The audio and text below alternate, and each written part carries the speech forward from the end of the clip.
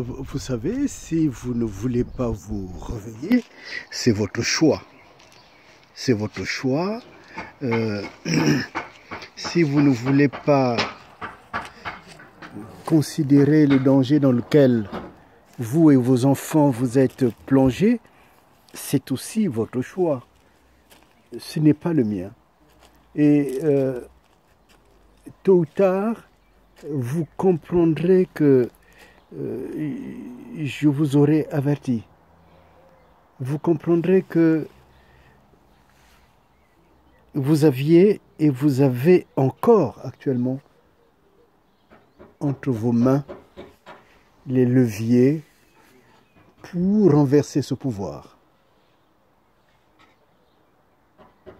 Et je préfère que vous le compreniez maintenant plutôt que de le comprendre plus tard. Parce que ceux qui sont à l'étranger, ils ont le sentiment qu'ils sont à l'abri. Mais vous savez, quand il s'agit d'une affaire qui touche des personnalités haut placées dans les pays, ne vous croyez pas autant à l'abri que vous l'êtes. Il est peut-être temps de résoudre le problème du Congo. Et nous avons les clés ensemble. Nous sommes plus forts que ces coalitions. Nous pouvons, et je l'ai souvent dit, même à ces puissances, dont je connais certaines personnes dans les pouvoirs, le Congo a les moyens, y compris de leur prêter de l'argent. Mais nous avons besoin aussi de vivre et de faire vivre notre famille, notre communauté, parce que nous sommes une famille. Vous savez, ce que je vous dis au fond n'est pas si nouveau que cela. Quand on veut dominer un peuple, quand on veut surtout, parce que la domination d'un peuple, au fond, n'intéresse personne. Ce qui intéresse, ce sont les richesses dont regorgent les terres de ces peuples. On peut vous dire d'haïr vos propres richesses. Dans le discours qui est très connu, qui est répandu du roi Léopold, je crois que on connaît cela.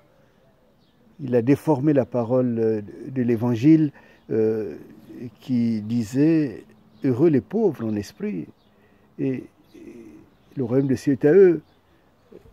Et il a déformé de telle façon que les Noirs doivent rechercher uniquement les biens célestes.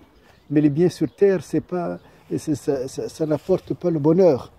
Et donc, pendant qu'ils recherchent les biens célestes, les explorateurs, les prêtres, tout ce monde-là pouvait prendre les biens, leurs richesses.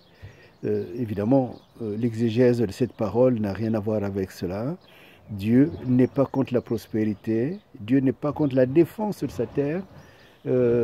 Dans Genèse, on voit bien que Dieu non seulement a créé le ciel et la terre, mais il a mis l'homme dans le jardin pour le cultiver et pour le défendre.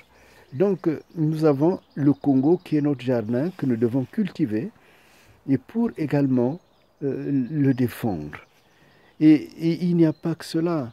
On sait bien le fameux adage diviser pour régner, la haine que l'on introduit dans les peuples, même dans les familles. Si vous voulez dominer une famille, ben, il faut mettre la haine à l'intérieur de cette famille. Si vous voulez dominer un pays, ben, il faut que les gens de ce pays, les uns se croient plus forts que les autres, plus intéressants que les autres. Mais quand on les aura volés, quand on les aura tués, parce que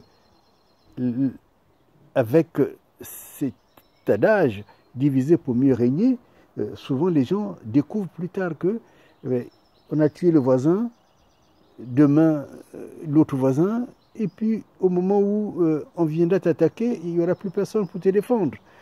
Donc il est encore temps de devenir adulte, de tirer vraiment de leçons, et c'est ensemble que nous serons plus forts.